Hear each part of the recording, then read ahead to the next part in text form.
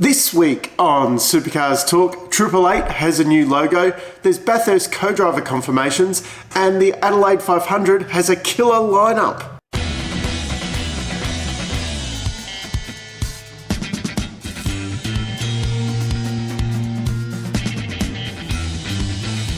The big news this week, 888 has a new logo. Gone are the days of us getting excited over Nick Percat's new paint job each round.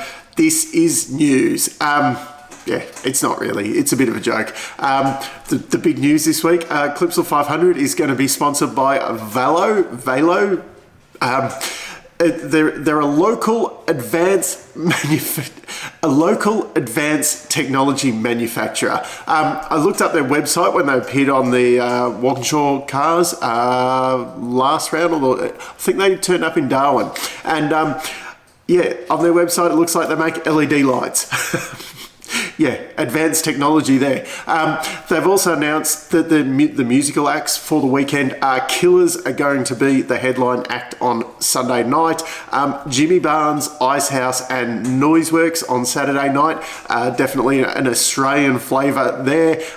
If you're a fan of 80s rock, they've got it for you. And Friday night, Baker Boy is going to be the headline act.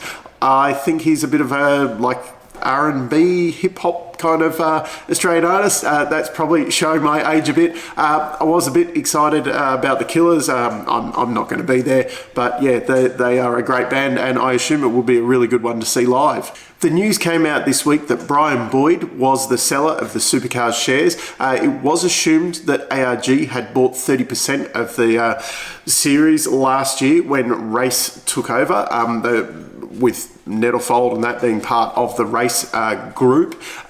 It was assumed that it was ARG. Turns out that it wasn't actually ARG. It was Brian Boyd and Gary Rogers buying about 15% each. They are shareholders of ARG. That's where I suppose the communication got a little bit confused. Everyone's saying that, the series is dying and blah, blah, blah, and whatever. If you read all the comments on Instabook, I don't know. Brian Boyd, he's a property developer, and I tell you what, at the moment I'm in the building industry, and yeah, I'd hate to be a property developer because we're just seeing, you've got rising interest rates, rising costs of building and all of that. Everything's kind of rising, so could well just be looking to liquidate some assets, and definitely that would be an easy one to liquidate, especially if I think he's involved in big kind of apartment blocks, which it's not easy to just liquidate a big apartment block, especially if it's under construction. So yeah, and also he owns ARG or parts of ARG, and I tell you what, it would be much easier to offload your share in Supercars than what I would ARG, I'd imagine. There's also it's not thought that Rogers is looking to get out of the series, and someone else within the Race consortium bought these shares, but not Rogers, so they haven't increased their level of holding. And another rumour has come out this week that Race could be looking to actually buy out the ARG shares, so that can kind of bring it in-house and it can all become one series in that way, rather than the little kind of shareholding that the ARG shareholders had. A little bit of a driver shock silly season thing this week. Definitely not on the level of what McLaren's been causing in F1 and IndyCar. We'll discuss that on Thursday night, probably again in Backseat Drivers. Anyway, more on that later. But apparently Tim Slade has knocked back a new contract from the Blanchards. The rumour is that he has a better offer from PremiAir. Yeah, is it a good or bad? I mean, Blanchard, that car was on song earlier on in the year. He's still in the top 10 of the championship, albeit 10th. Still in the top 10. But yeah, they haven't looked good for the last few rounds. I suppose he can probably see a bit more potential there from PremiAir. Could it be a higher paying job? I think Slade's probably at that point in his career where a move like this is probably his only option if he's not staying at Blanchard's. I can't see any of the bigger teams taking him on now. As sad as it is, he's not getting any younger.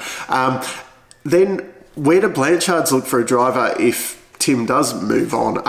You've got Coulthard, Goddard are available. Courtney looking for a new home as well. Goulding, Winterbottom.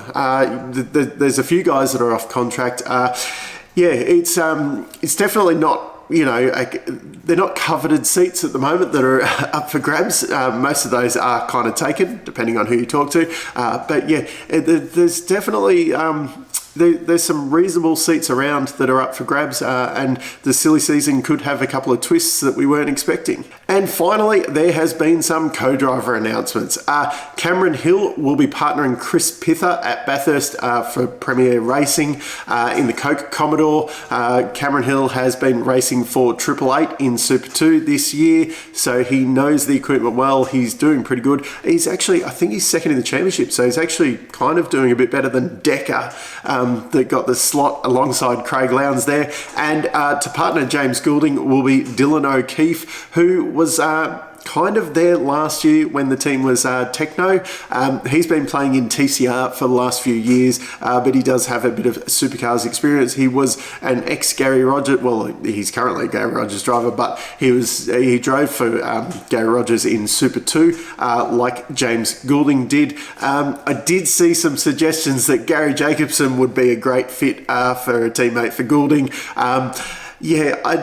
I'm not sure if these people were taking the piss or if they were serious, but yeah, the comments were like, he's got good knowledge of that equipment and things like that. So that means there's only 3 Bathurst seats available. The Ojeda expected to line up with Todd Hazelwood. There's Jack Smith's teammate that has been announced, and then whoever has the biggest checkbook to sign in there along next to Scott Pye after James Goulding left the team.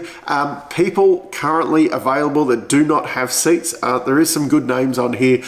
Gary Jacobson, Tyler Everingham, Josh Fife, Luke Youlden, Ange Mazuris, and Matt McLean's also available. There's probably some guys on there that I've missed as well. That's just, the obvious ones at the moment. The last little thing I want to cover off this week, I was listening to a podcast the other day. I think it was released a couple of weeks ago. I'm a little bit behind on some of these, but they had some interesting thoughts. One of the things that had come up was that they think the championship should be shorter. And they weren't exactly saying like we should have less rounds, but that we should have it over a more compact kind of time scale, that the kind of March to December, I suppose, that we're running at the moment is far too long. And they were saying that justification of this is that we've got Adelaide in December, and then all the teams have to build new cars for the start of the year. So I found that no one will get Christmas holidays because they have to build cars over I found this a little bit strange, because if you compact all the races up, then they've got less time in between the races, to do maintenance and stuff. It does put more pressure on. I mean, yes, you do have to kind of be involved in travelling, but the guys will be involved and all that over the Christmas break as well, while, they refresh cars and things like that. And if you have to build new cars, they're not going to go to Adelaide, do the 500 and then start building the new cars on the Monday. It doesn't work like that. Cars are already in production now for next year, even though all the stuff hasn't been signed off. Cars are already in production. They're not going to start on the 10th of December or whatever it is, and then work all the way through Christmas. And that there will be some stuff done before, and a lot of it, this one will be buying parts in and bolting it together. I don't see the big,